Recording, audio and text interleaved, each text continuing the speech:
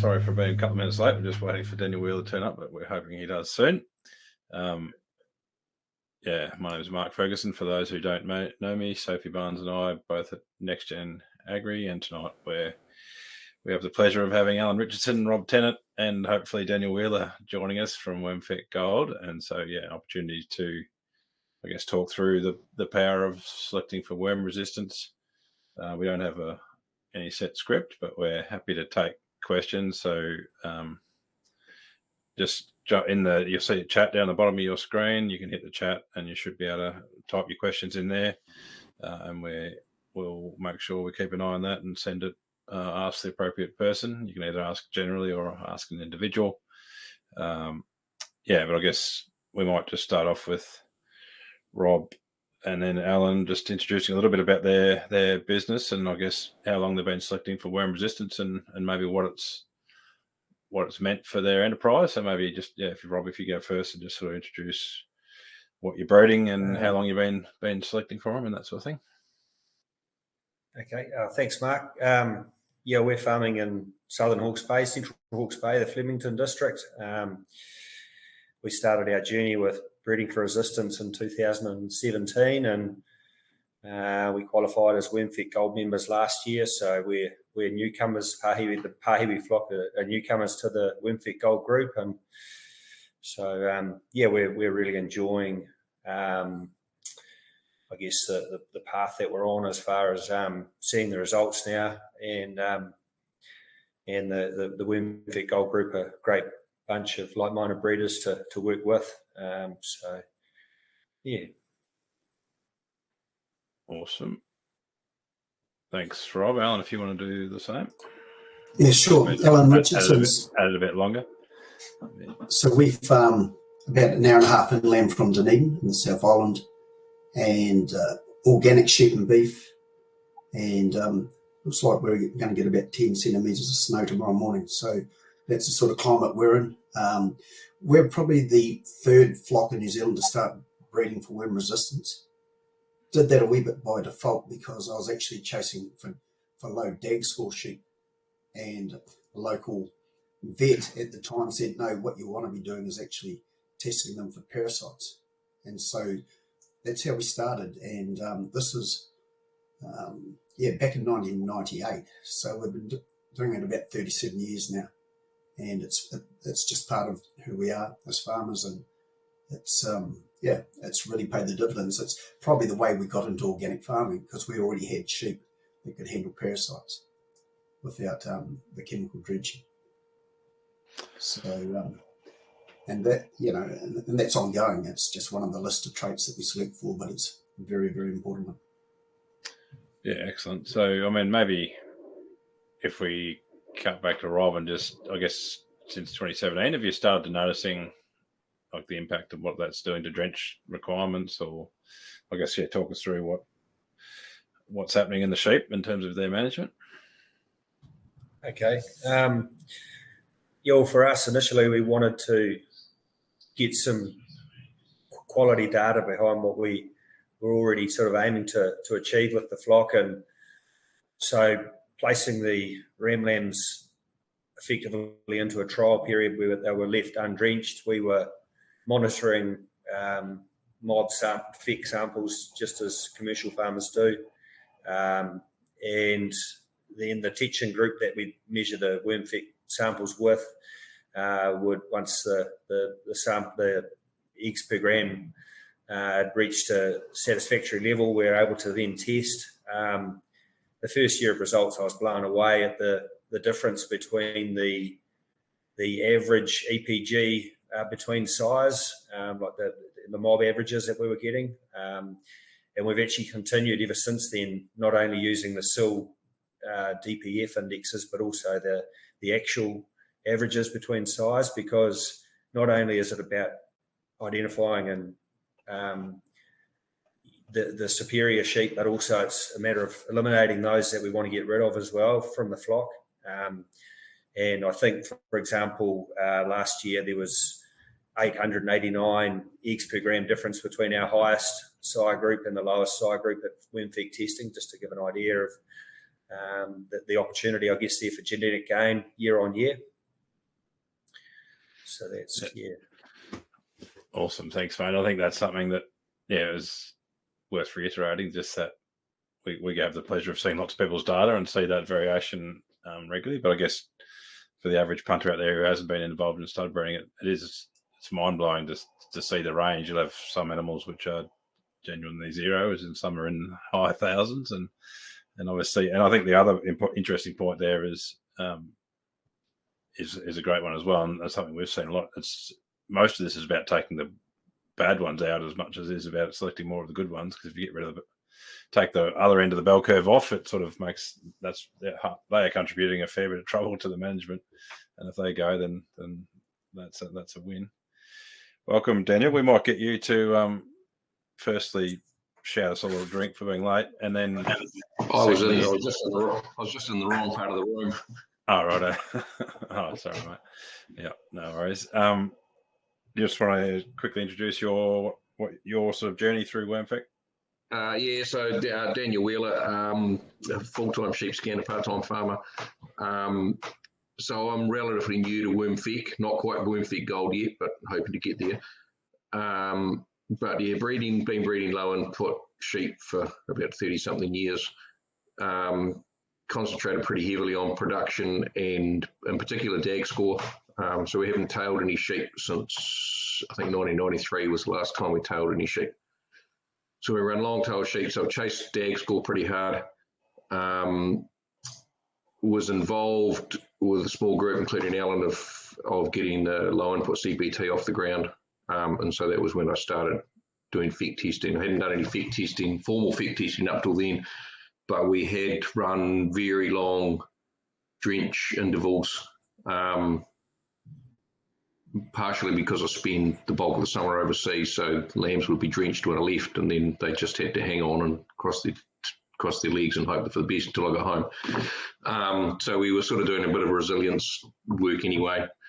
So I joined a few years ago, and yeah, just sort of playing catch up a little bit on FEC and learning quite a bit as we go along about what to do and what not to do.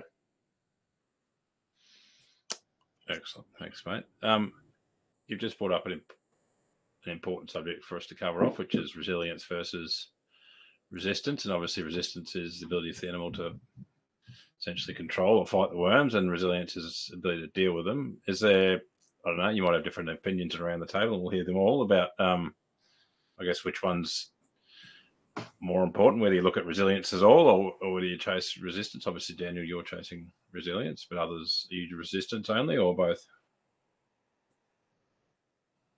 I'm probably both, to be honest. I try to run a big worm burden for as long a period as possible, but make sure I do a measurement at the end. So I typically try and FEC count the day we do eye muscle scanning.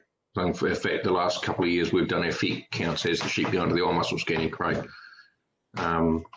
which works pretty well. It's only 1 yarding, and we'll typically be most of the summer without a drench. This year we had to rescue drench a few before we got there, but so we're selecting for resistance, but along the way we're doing some resilience work because those lambs still have to be able to grow under. This year's parasite load was 29.75 when we did the average test, so reasonably high. And that's not homuncus, that's just scale worms, isn't it? Just across the board, whatever the average was from Tectron. Yeah. Rob, are you resilience from resistance or? I think from my point of view, it's important to understand that both resilience and resistance are important as far as breeding sheep that can tolerate worms. So they both play a part, and I think they're both important. Obviously, we're measuring WormFEC, but we're also measuring for production as well. So I definitely think from a breeding perspective, we need to be identifying sheep which exhibit both traits. So not only sheep that have low fecal egg counts while under challenge, but also sheep that show resilience, i.e. they grow and perform and still have good production levels. And and that's actually echoed through our WormFEC Gold group. So a number of breeders in our group are definitely targeting both traits. We see it as very important long term to have sheep that are not only resistant to parasites, but also that perform and are profitable and easier to farm. So yeah, definitely more in the resistance camp personally, but I do think they're both important. Yeah. Cool. Alan, you got a... Yeah, look, I'm pretty much the same as Rob and Daniel. We don't drench at weaning, so we're carrying our lambs through till end of February into March sometimes to get up to that 2,000 or 3,000 average, EPG average. So you are selecting for resilience, those ones that can handle that pressure and get through. So they're both very important. Obviously, we don't want the high contaminators, so which you do get if you're only selecting for resilience. We want the guys that actually protect the whole flock rather than just themselves. And I think that's the key thing, why we need both, that you want to reduce your FEC levels, but also protect the rest of the flock rather than just look after yourself. So, and, by default, by giving them that long challenge, you are getting that resilience. There is a resilience protocol in New Zealand, but it's pretty complicated and very hard to achieve. I think what we badly need in New Zealand is a protocol which allows farmers not to drench but to monitor and to work out those ones that can handle over a long period and still grow.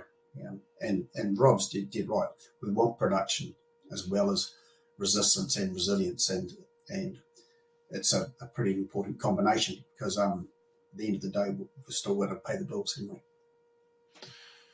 Yeah, 100%. I guess to all of your points that if you're selecting for production under an environment where you're letting worms run a bit, then you're you're getting resilience by default. If you're measuring muscle, fat, growth, whatever under a worm burden, then the ones that are growing are obviously doing it somehow, and they're somehow being able to push through regardless.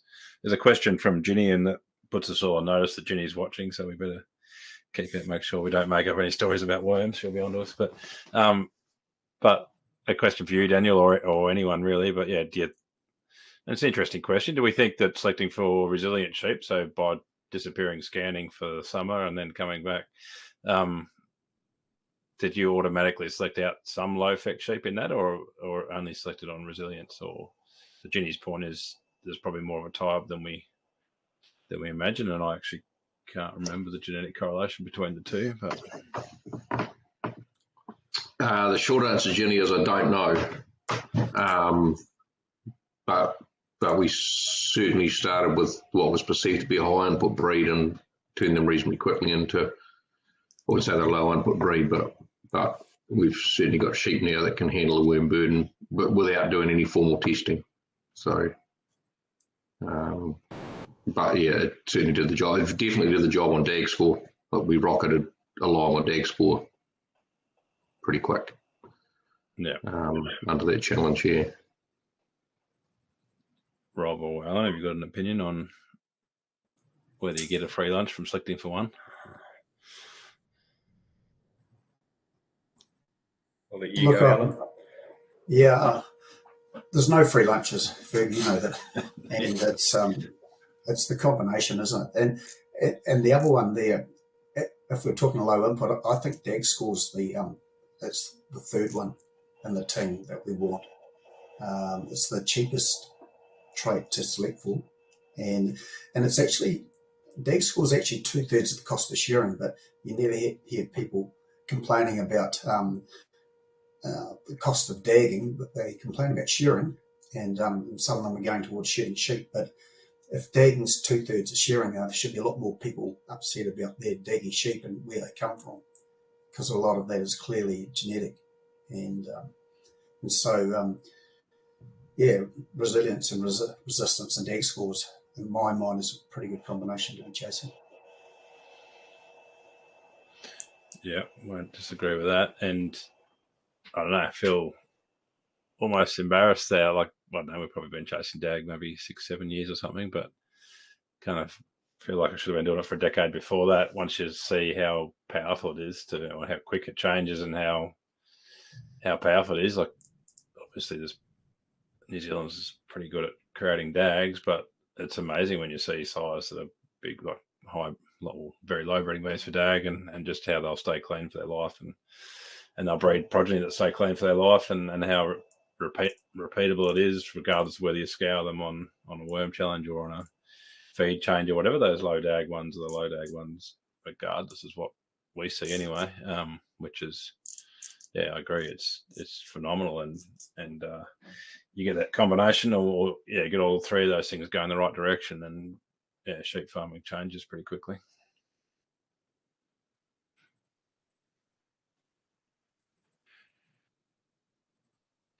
Jenny's typing, so we're about to get an update. But the other let's go, sorry. Yeah, the other thing is that while we're on deck score, is that for a lot of people that's the trigger for drenching, isn't it? Mm. And so if we take that out of the equation, with clean lambs, or generally clean lambs, that allows us to start measuring for FEC whether we need to drench or not, rather than just going off a very rough estimate, because they're starting to get daggy. And it's, I think dags have been half the cause of drench resistance, because it's as soon as one gets daggy, people get in with the drench gun, and clearly at that stage they're only guessing, aren't they? Yeah, 100%. That's I guess part of this whole thing is obviously drench on testing rather than much dag is there. But I think you're 100% right. With lots of people just drenching because they want the dags to go away, rather than whether there's any worms there or not. Massive. If we do talk drench resistance, I mean, the main reason there's 33 people watching tonight is because we're all terrified about failing drenches, essentially, and it sort of has been a bit of a it's obviously been building for years and years, but it feels like those last 3 or 4 years with capsules disappearing and then coming back and whatever. Anyway, it's obviously front and center on lots of people's minds because we've got triple drench resistance. I guess your experiences on terms of how many drench families are working. I imagine, Alan, you don't use any, so they'll all be working pretty well. But I don't know, Rob, have you how your drench family's going? Maybe Daniel, or any comment on that front?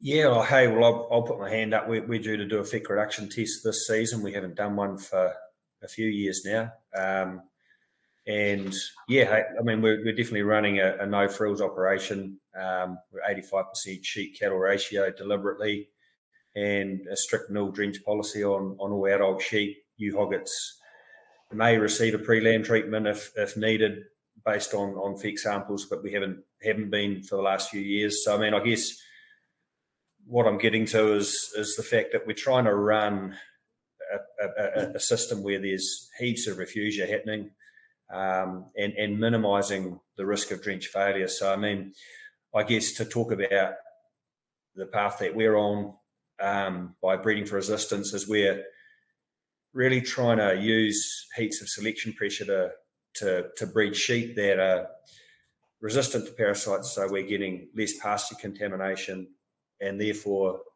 needing to drench a lot less, and essentially minimising the risk of drench failure. That to me is kind of in a nutshell of what we're trying to achieve.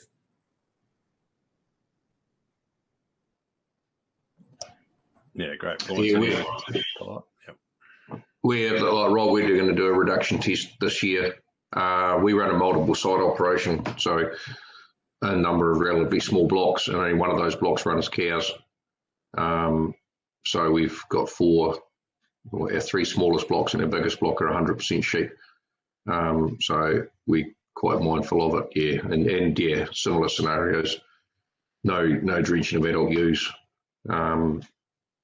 minimal drenching of hoggets and lambing hoggets, and just being mindful of where things are at.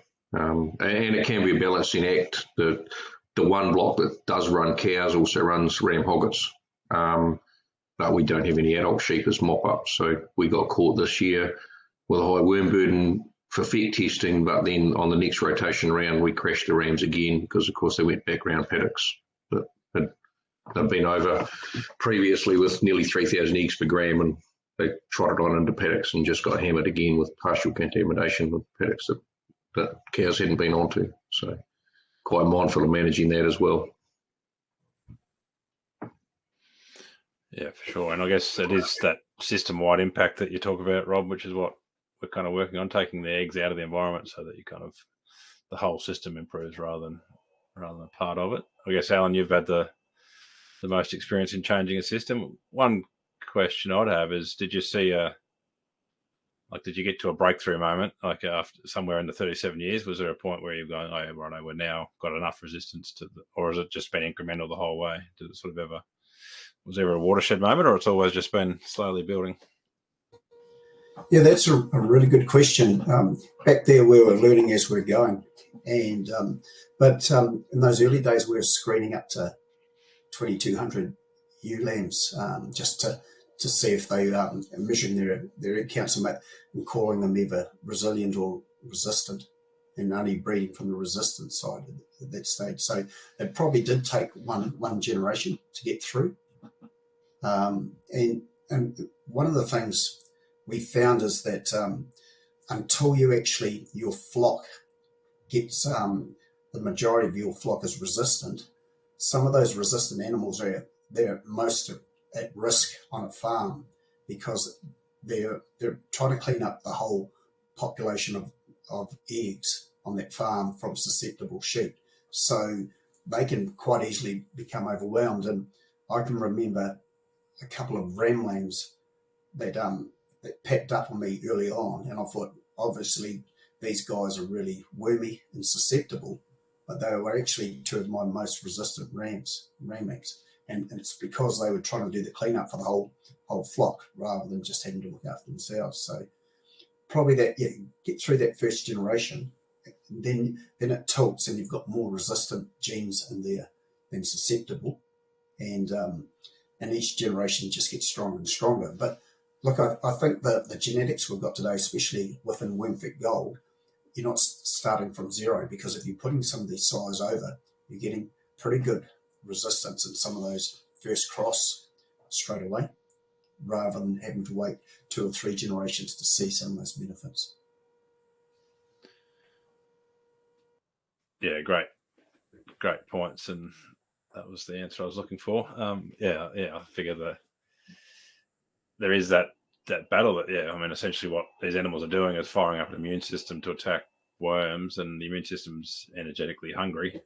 And so if you've got an animal there that's doing all the legwork for the rest of the mob who are just busily sending larvae out into the environment, that's so early days it can be. And we've seen that. I think there's been a few, Iron Grief did some work in WA where they,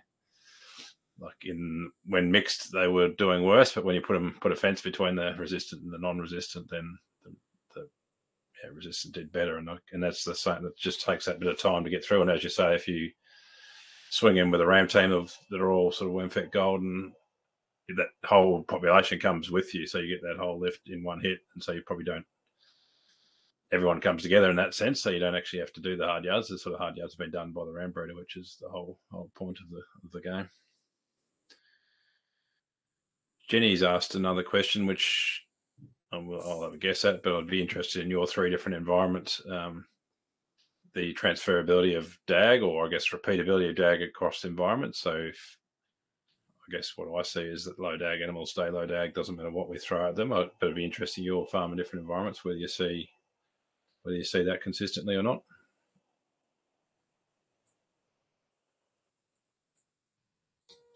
Someone's got to answer. Yeah, well, we certainly do, and it's quite pleasing. Like when we got into this, we were dagging 90% of our sheep when they're dagging about 20%, and it is really repeatable. You wouldn't go down this game if it wasn't repeatable, but it certainly is, and you can follow side lines and Some of them are pretty bulletproof.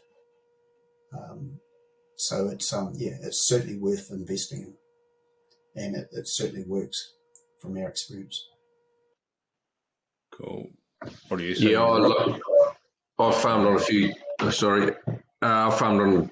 So we predominantly graze, up until recently, graze lifestyle blocks, ranging in size from 4 hectare lifestyle blocks to 40 hectare lifestyle blocks. But yeah, quite a range of environments. We've done quite a bit of conservation grazing for Christchurch City Council. So Travis Wetlands, Sticks Nature Reserve, grazed a bit of the red zone for a while. So, and a few old orchards. So yeah, quite a range. Some grown with copper toxicity, some bred with copper deficiency. Old orchards were quite good for copper toxicity. Grazed Travis Wetlands was quite prone to flooding, and we've grazed everything from brown top to new pastures, and yeah, found that dag resistant sheep just were dag resistant. There wasn't much difference. Some blocks were really bad for dags. Just one block we grazed for a while, and you could just about guarantee you'd fire sheep down there, and they'd mostly get daggy. But the good dag ones were the last ones to get daggy and had the least dags. Yeah, much risk. Have you been chasing dags as well, Rob? Yes. So I mean, just going back to what Alan said before, it's dag scoring's it's sort of low hanging fruit, isn't it? It's cheap and easy to do. So all lambs are dag scored here as they're weighed, weaning, and then in the autumn weight, the live weight 6. So look, the only regret I have about dag scoring is we didn't start sooner. I mean, we'd always sire grouped and culled accordingly, and sort of had a good idea of which sire groups were better for dag score. And then when we sort of started with dag scoring, we started putting some hard numbers around it, and it's quite pleasing now. You sort of look at the sire M's and they stay clean, at full wool, and that's sort of the proof in the pudding, I guess. But I guess to go to Ginny's question about environment, I do think seasonal fluctuations, as we know, and different feed types can influence dags. So I mean, there's sometimes there are things that are potentially not genetic, but as Daniel said, you do get those superior sheep that just stay dag free, and they're obviously the ones we wanted to target.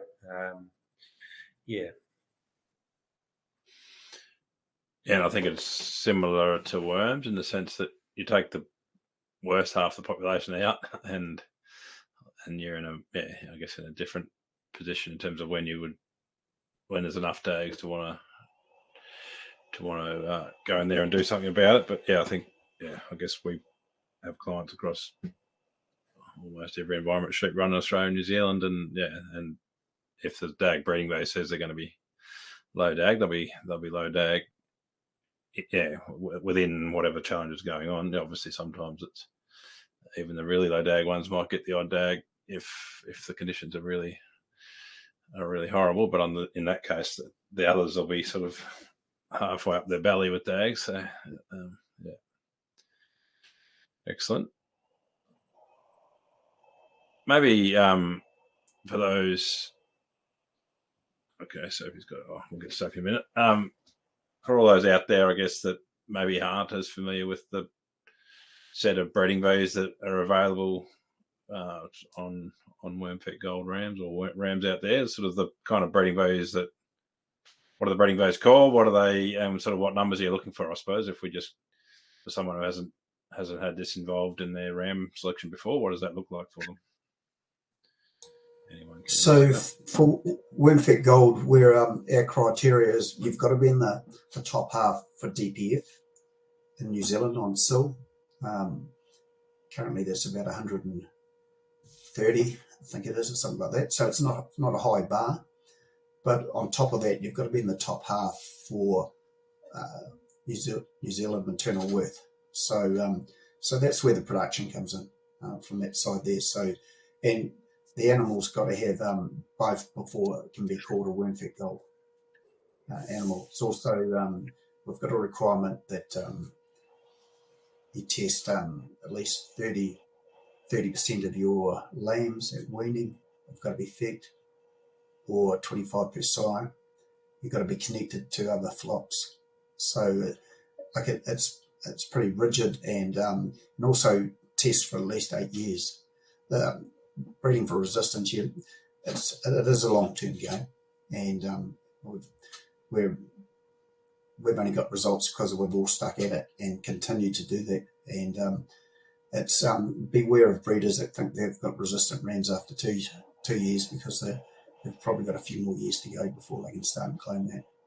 So yeah, DPF plus New Zealand maternal worth is for us resistance plus that resilience factor in there, and your performance. And then, so DAG is independent of WormFEC Gold, but if you're a commercial ram buyer out there, you'll be looking at a DAG breeding value or DAG in addition to FEC. Yeah, sure. Look, DAG is DPD, and WormFEC Gold are also selecting for DAG score now too. So I think it's really important that you have those three traits: your resistance, resilience, and DAG score on top of your performance, and that makes it pretty compelling. And I think that there's the low input traits. Everyone selects for a performance, but those low input traits are becoming more and more important, just to keep farmers in business, really, as well as cost reduction.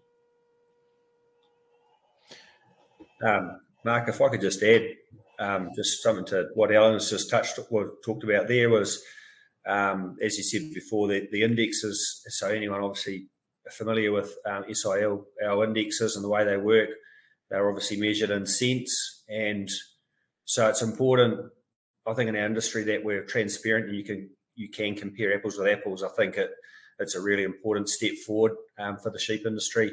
So we kind of got together this year and updated our trend graphs for the group. And it was really interesting looking at the progress that the group have made, not only in the DPF, the FEC index, but also for production maternal worth. So there was a 600 cent better average in the WormFEC Gold group on the maternal worth average, and 525 cents, so 525 DPF above the industry average for WormFEC. So I guess that, to me, really illustrates the progress that the group has made over time with that FEC index. But as you say, everything's in balance. You can't go too far one way, and everything's got to be, you've got to have a balanced approach to breeding. Thanks, Rob. Sophie's asked a question, which might be easier if she unreads and asks, but I'll have a go. All of you seem to be working towards this for a while. What advice, tips would you have for anyone out there who's currently drenching on 28-day intervals and also drenching adult ewes? I guess, what's the strategy you would recommend they go through to, implement change?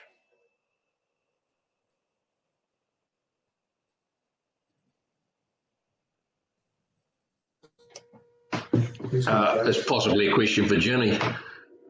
From a genetics point of view, I would say if you're making the change in the early years, go hard on the trait you want to chase. So go for your top 5% or your top 1% animals. Just hit the blocks running really hard, so that you make that big step forward right at the start. And then you lift your average up. There's a huge variation.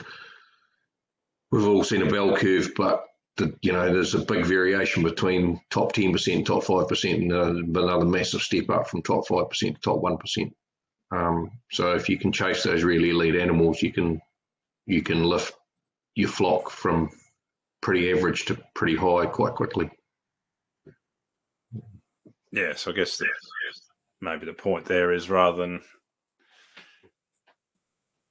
just get something that's slightly better than average and then next year get something that's slightly better than that, if you hit it with something that's elite for worm resistance, will shift you quickly and allow you then to probably have enough breathing space to get the other traits sorted out if you have had to take a bit of a hit. And I guess the beauty of what we're talking about tonight is we're not talking about an animal that's just been single trait selected for worm resistance. It's an animal that's been selected for production at the same time, and so you're not really going to be taking too many hits negative, and yeah, definitely worth.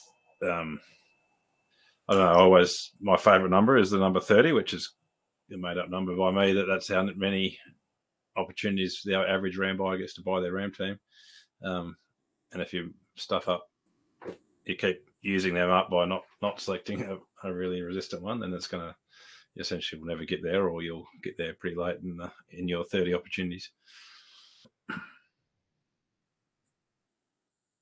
Just wonder if I could add a wee bit to that, Ferg. Thanks, I Alan. think Dan was exactly right, and probably that's the reason why WormFEC Gold was developed, was to actually combine all those elite breeders that are doing the job, who have done it for years, and so that farmers could go to these people, these breeders, and get a ram team that was actually going to make a difference in that first generation. And what I see, you're probably not going to see it in your lambs in that first generation, but it's certainly going to give those lambs as a ewe more resistance. And I think the first key is actually reducing ewe drenching, getting to the stage where you don't actually need to drench those ewes, because we all know that that's probably where your drench resistance is going to come from, especially if you're drenching your ewes regularly now. So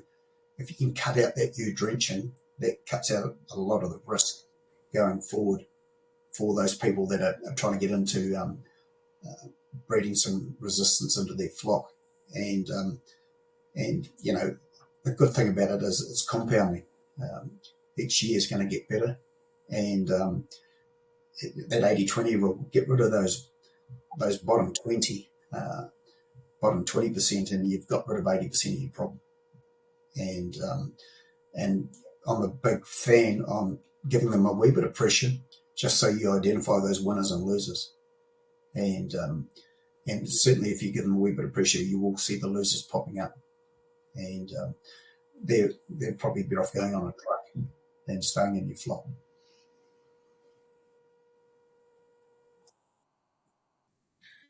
Yeah, I agree. I think genetics would naturally be the first step to breed a ewe flock that doesn't require drenching at all. But I think there's another couple of really easy, cheap tools that are right on our fingertips, and that is body condition scoring and weighing. So, set some targets early in the piece.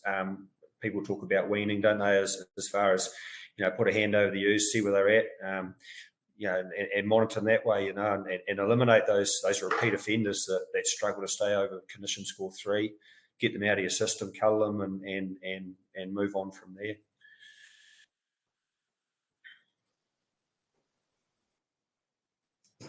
You're muted, Ferg. Thank you, Sophie. Thanks, Rob. And I guess in line with that is a point from Ginny that she's made in the comments, which is so true as well, which is she's quoting a WormFEC Gold breeder I know. I don't know if it's one of you or someone else, but not just about, obviously genetics and nutrition are important. So from a ram breeder perspective, obviously we expect the ram breeders to put the sheep under pressure so they can supply resistant rams into the industry. But for a commercial producer, obviously maintaining nutrition is a massive part of sort of keeping your worm burden at bay as well. So we all know that the immune system is functioning better when the user in condition score 3. So it's that combination out there of sort of making sure your ewes are fed appropriately, as well as getting that resistance through the genetics. You get those two things right, and that both of those will reduce your reliance on drenching. That actually brings a good point. I think, Mark, you've used a good slide I've seen a couple of times about what you see isn't what you're buying. And rams that have been put under a good amount of pressure might not always look that flash. They won't be that big. They won't be well grown. Most of what we see is being poured down their throat. So there's plenty of ram sellers out there that feed their sheep under pivots. They put capsules in their rams before ram sale time so they stay clean and stay fat. So ask the questions and make sure that what you're looking at, understand why the rams you're looking at look like they do. Are they looking like they do because they've been really well fed, or are they looking like they do because they've been through a hard time and they've been under massive worm burdens or they've been under pressure for the winter. So that's a really big one. We're all really inclined to buy big is better, or think the big is better. It's not always the case. It's almost never the case. Yeah, no, that's a really good point, Daniel. It's I guess this is the beauty of, well, something like WormFEC. Obviously, the only way we get there, you can't see it on round buying day. You've got to rely on that breeding value. And if I think to Alan's point, you just have to take a bit of care around that breeding value and ask a few questions around how long what sort of selection pressures, where that breeding value's come from, and how long they've been doing it, and whether it's just buying one resistant sire and whacking over some ewes and hope for the best. There's obviously, if you want to win at this game, you've got to spend a bit of time to understand it, and that means asking a few questions around breeder, which I think is a really good practice. Regardless, it's something we probably haven't done well as an industry, is actually have those open and honest conversations with our ram breeders, the same as we would when we're arguing with our bank about an interest rate or doing a deal with our ferret rep. We sort of have this weird association with our bull and ram breeders where we kind of don't put them under the same heat sometimes, which I think is could be done better in the industry. Everyone's in business. Everyone deserves to be told what they need to know and can ask those questions. I don't think anyone should be afraid of bringing up the random brand and put them under the heat for a bit to understand what their selection pressure's been like. I absolutely agree, Mark. And I think the industry is heading in a really good direction in the sense that with the evolution of improve and provided flocks are sufficiently linked for the traits that you're wanting to compare, farmers can actually access these tools online, or they can, as you say, they can ask a breeder. He can show them some figures. They can go down the road and they compare apples with apples. And I think that's really important because it keeps the bar, it keeps the bar high, keeps people on their toes, breeders on their toes, I should say, which I think is a good direction to be in. Yeah, great point. And I think things like improve, you can kind of highlight as much about what isn't there as what is. You kind of, I don't know, sometimes we make the assumption that everyone's doing the same thing, but there's insane amount of variation in how people breed a ram and the sort of amount of measurement that's completed and what's measured. So yeah, it's obviously improve can show that all to you, or you have to make a few inquiries.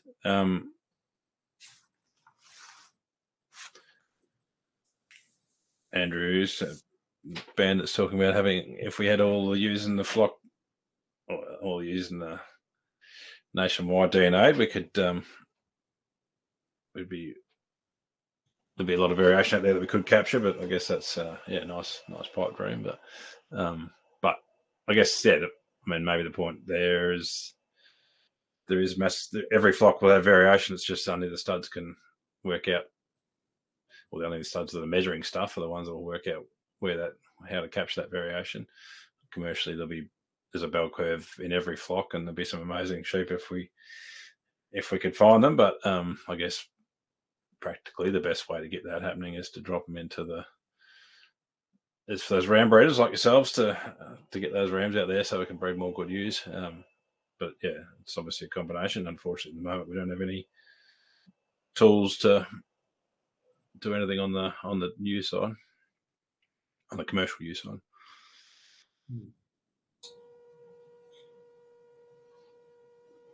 Well, I think on that subject, Mark, genomics, the evolution of DNA testing has, been a really great addition to sheep breeding, in the fact that it enhances the chance of making faster genetic gain for certain traits. We've seen it in our flock, and we're full flock genomics now. And it's just been, it really does help when you add another layer of accuracy to what you're doing for whatever trait. I think that's a really important, Yeah, that's a great point. And yeah, I guess particularly when we're obviously wanting to use ram lambs, we wanted to make accurate decisions at a young age, and genomics is really, really powerful at that. And I think, the more we embrace it across all livestock industries, the better things will go. And it's a major part of how we make rapid genetic gain now. I don't think we have any clients that are sort of sitting at their 5-6% genetic gain per year that aren't using genomics really effectively. That's what you have to do to get out to that pointy end.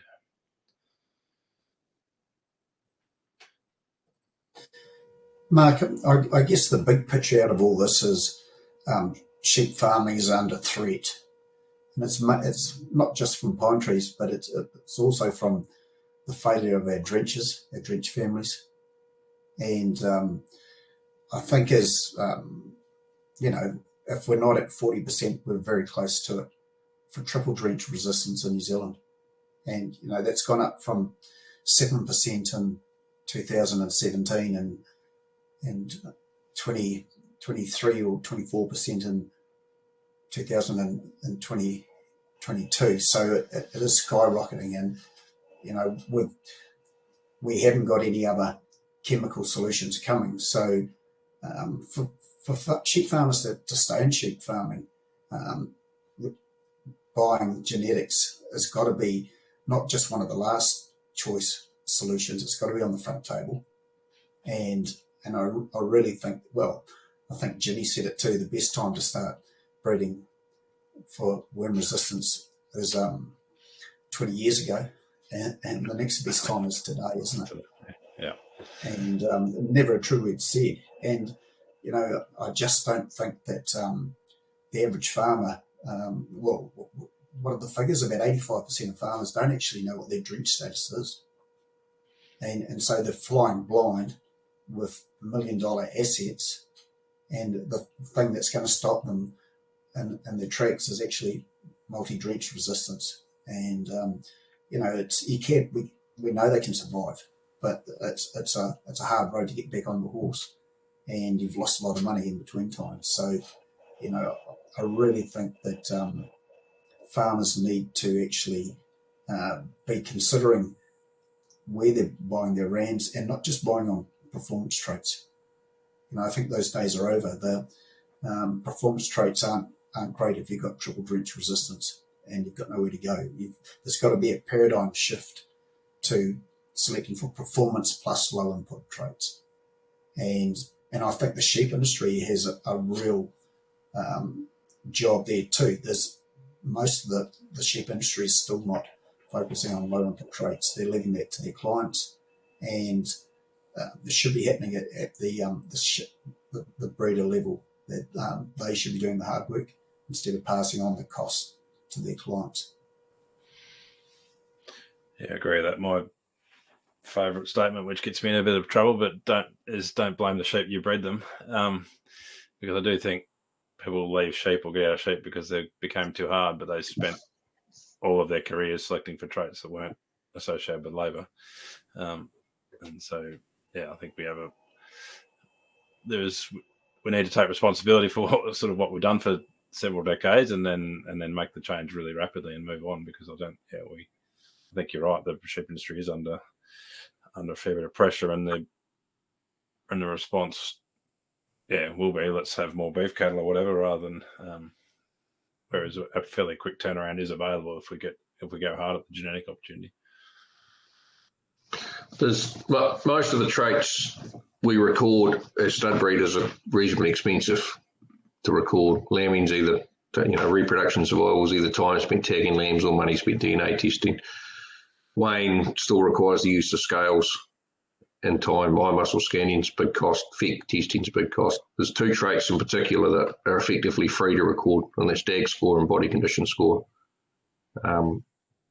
And I'm pretty happy to say that if your ram breeder's not body condition scoring and recording it, and not DAG scoring and recording it, you probably should be looking at another ram breeder, because those two traits are just dead free, cost nothing to record. And if they can't be bothered recording them, then you might as well go elsewhere, because they're not doing the job properly. Yeah, good points. And yeah, I mean, condition score is such an important trait for whole body energy and just that longevity through just holding up production, as Rob talked about before. A couple of questions through. One is from Richard Shaw. Is there any research you would like to be done to improve or support breeding for host resistance? So is there any questions you'd love answered?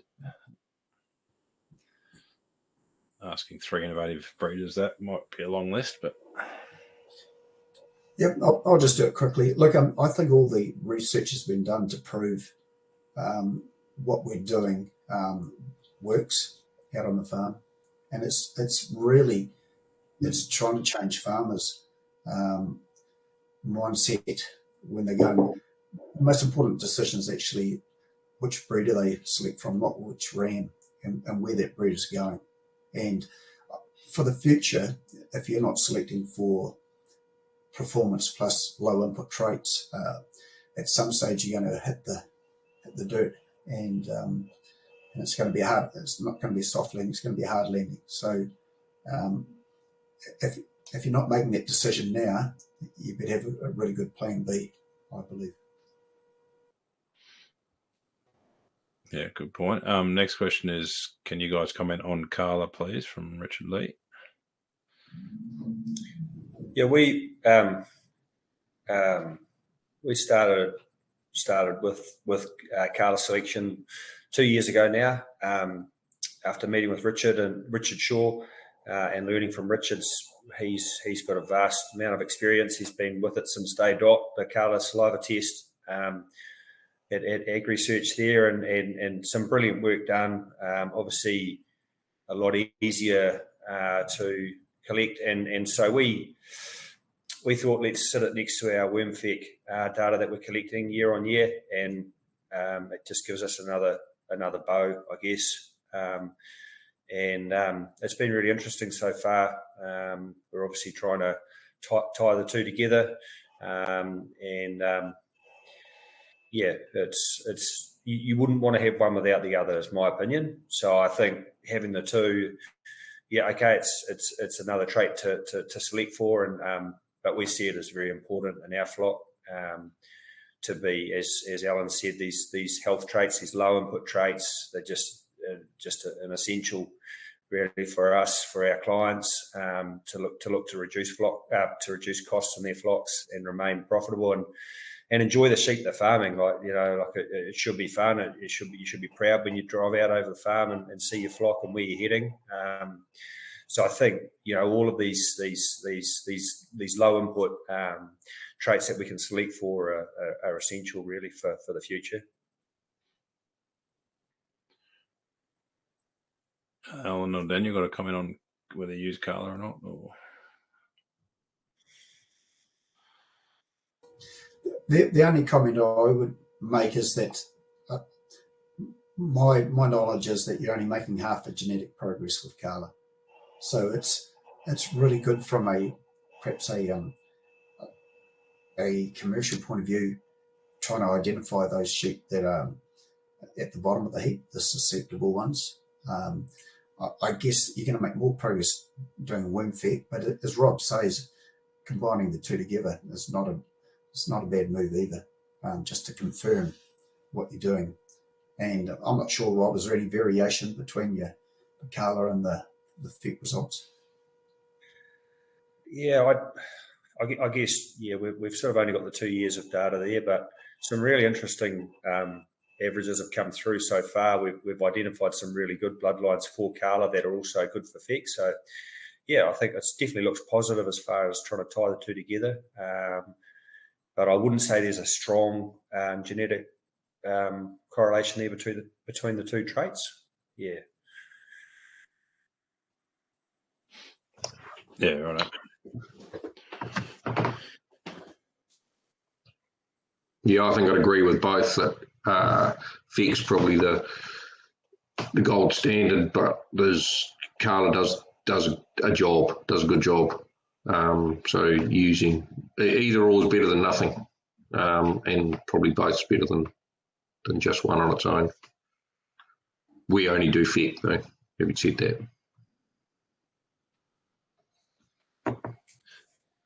it's quite amazing that as rubbery as the measurement protocol is, how powerful it's been. Like it's obviously a bit of crap in some saline and mash it up and count some eggs, but it's been pretty amazingly powerful to change the genetics, which is very cool. Obviously, Carla's measuring a component of that antibody response, so you'd expect correlation, but nothing in biology is ever one-to-one, so that makes sense. Wouldn't it be great if we could have a test likes of Carla that would actually test for drench resistance, a low cost, low impact test that instead of the $3,000 or $4,000 for a drench reduction test? Just because the greatest thing that we're facing as an industry is that farmers don't know their status, and until they know their status, they're obviously thinking that things are going really well, but gosh, they're losing valuable years getting some genes into their flock in between time, aren't they?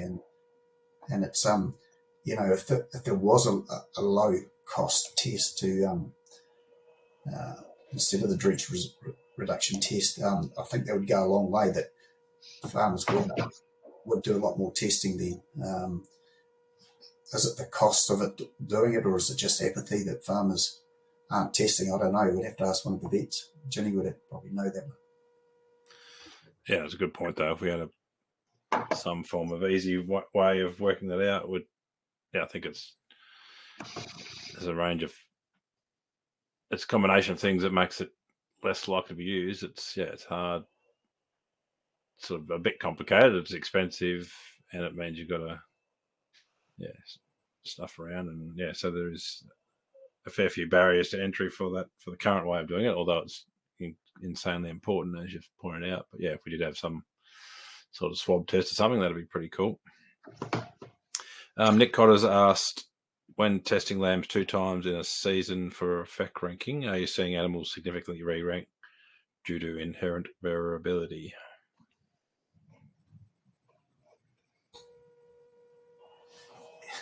Hello, Nick Cotter from Ireland. Look, Nick, we only test our animals once a year, and we get those levels up really high.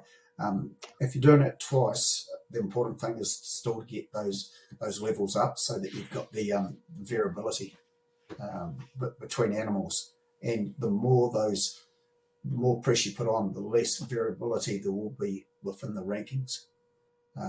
If you've got low levels of average FEC, that's when you get the variability, I believe. There was a little bit that came out of the low input CPT with lambs tested twice a year that a few sires re-ranked from low, so under 1,000 eggs per gram. They were moderate, but then at 2,000 plus eggs per gram, they were still under 1,000. If that makes sense, they weren't. They were just moderate at low levels, but they were still didn't get any worse than that. There was only a handful of sires in the couple of years that was done. So there is a little bit of that some rams don't appear that resistant at low eggs per gram, but at high eggs per gram they haven't really got any worse, so they're highly resistant. But again, just like Alan said, you get your variation under your massive challenge. So you want as few zeros as possible to identify the ultimate ones. So the only way to do that is to push things up. And of course, as you get more worm resistant, that average level's got to keep climbing upwards. And that gets harder and harder to achieve on farm, I'm presuming. Well, I guess if you do what you do, Daniel, and jam them back on something where there's 3,000 eggs before, you'll probably get them up. But yeah, well, we've struggled with it with dags. We're one of the top couple of flocks in the country for DPD, and we can have to work really hard some years to get enough dag variation just to get a record that Cell will accept. And there'll be flocks the same as with, you've got to get 700 eggs per gram for Cell to accept the figures. And in some situations, we skipped a year on FEC because we couldn't get our FECs high. We had a drought. We had a drought year, and we had crop grazing for the summer, so we just couldn't get area counts high enough to get a response. So. Have you found that, Alan? Are you running out of? Have you got to get? Is it harder and harder to get to achieve the worms, or you're just getting better and better at finding where to put them? Yeah, I normally rely on my poor management to get those levels up high again, a bit like Daniel. And it's unfortunately when we started off, that's when we got our best results with the more pressure we put on, and there were a few animals that were compromised in that. But yeah, look, underfeeding and putting them on some of your the pastures they've already been on, generally you'll get that. And it probably brings up another point. It's one of the reasons why some stud breeders don't do worm resistance, because they don't want to compromise their ram's growth during that growth stage. And it's really the wrong way of doing it. You know, by putting a wee bit of pressure on, you actually working out which ones can handle that pressure, and they're the ones you want to be breeding from. You know, I think that there's too many rams are sold just because they made the cut with no pressure. Yeah, I think that's to Daniel's point before. We have to be, like as an industry, we have to be really, really careful about where we apply our put our money, I suppose, in terms of ram buying, because we just keep encouraging bad behaviour if we keep going for big, fat, shiny ones that haven't been under challenge. Like the signal to the ram breeder is, okay, we just got to feed them better, and if they're big, fat, and shiny, we'll sell them. And that's not the signal that we need as an industry. We need what's under the hood. And yeah, obviously to get that challenge in, you have to compromise animals, and therefore it's you're going to have, by definition, they're going to be lower weight at sale day, but you're taking home what's the DNA that's swinging between their legs, really, or it's what they can bring to the ewe flock is what you're taking home. I think I agree, Mark, and I think the other really important point that I'd make there with the FEC testing is essentially what we're trying to do is we're trying to identify lambs with an early immune response to parasite challenge. So, you know, it's through that summer period where typically, you know, lambs are put onto, you know, good feed and allowed to grow at optimal growth rates. Whereas from a genetic point of view, you know, we want to actually put those lambs under as much pressure as we can so that we're identifying that early immune response, and they're going to be the sheep for the future. Those ones, and I think. Yeah, like I think measuring FEC too late in the season with lambs, you're not going to get as good a quality data out of it. Yeah, it's a really valuable point, and something probably should have covered earlier is that obviously all animals develop their immunity, but what we're chasing is those that do it early. Like a lot of people can get away without drenching adult ewes because once they're fat and old, they've got their immune system is fully developed and away they go. Whereas obviously all lambs are born with basically with zero immunity to worms, and that develops, and what you want is something that develops it really quickly, and so therefore they protect them at a younger age. So yeah, really good, really important point. And again, it speaks to that systems context that you're trying to work into to get this whole sheep system working by making sure they develop that immunity early. I'm just remembering too, Mark, something that Richard Shaw mentioned to me with Carla, just going back to that for a sec, but interestingly, the superior Carla flocks, they show that Carla response a lot earlier in the season. So, you know, those good Carla animals, they show those high Carla responses to parasite challenge earlier in the season at a younger age. Yeah, right, thank you.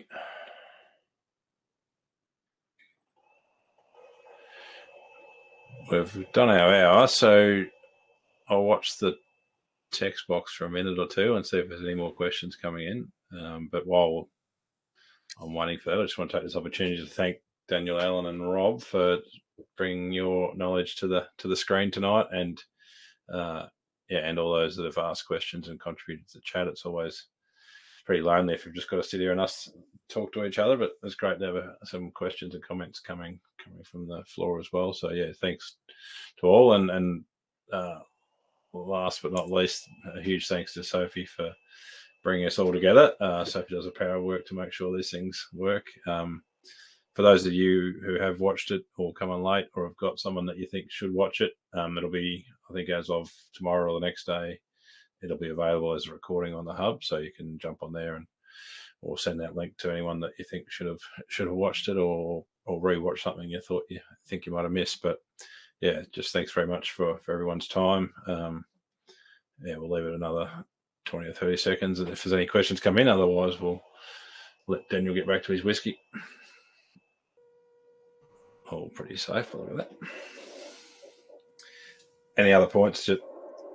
Anything you gentlemen wanted to make?